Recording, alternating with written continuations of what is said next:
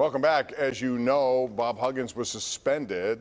He was on a Cincinnati radio station, and he made a slur, and it was immediately addressed by West Virginia. Will Graves, you're a graduate of West Virginia University, so he gets 3 games. He has to give $1 million back. He goes year to year, plus he owes Xavier some sort of compensation. Was that enough? No. Do I think he should be fired? I mean, I want to be very clear about this. I want us to get to a point in society where you can say something and not immediately have your livelihood destroyed. I agree. I totally agree. Especially if a guy that's been doing this job for 40 years. However, we could all agree, had he used a racial slur, he would have been fired before he hung up the phone at that interview, right?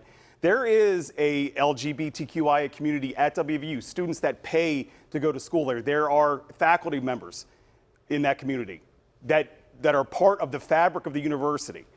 In 2023, 3 games is for a DUI. 3 games is for some small, minor personal transgression. We have to show support for that community, especially in that state. And I say this as somebody who's from Maryland who went to WVU. You know how many inbred jokes I had to take from my buddies? And I still get them. I'm going to be 50 years old in a little bit. I still get those jokes. If you want to get away from the stereotype of the state and of the university, you've got to stand up for these people. And E. Gordon Gee absolutely did not. He dropped the ball. It was a chance for WVU to say something about itself, and unfortunately it did. He should have been, or he could have been, in my mind, very easily fired for sheer stupidity and arrogance to go on the air and drop that twice. Twice, not once, but twice. And seemingly be very comfortable dropping it twice. Just sheer stupidity and arrogance. And if I'm West Virginia, and I hope they wrote this into his reworked contract, I'm extremely nervous about what this guy might do or say next.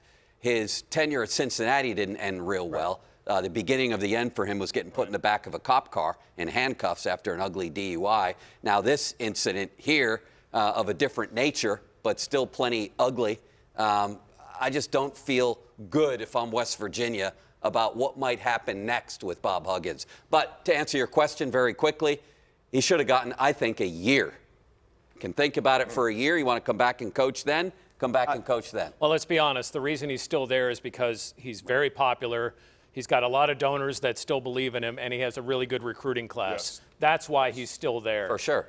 But I agree with the decision, except I would like, to Will's point, see a longer suspension, maybe half a year at least. Right. Half a year. In meaningful than just games. 3 games. Yeah, meaningful games. So, they schedule right at the beginning where you have College of Charleston or whoever's coming in. If they work this right, it can do them, the whole LGBTQ community, a lot more help by having a Bob Huggins stand up at events and say, I was wrong. Listen to me. I know you've made those jokes.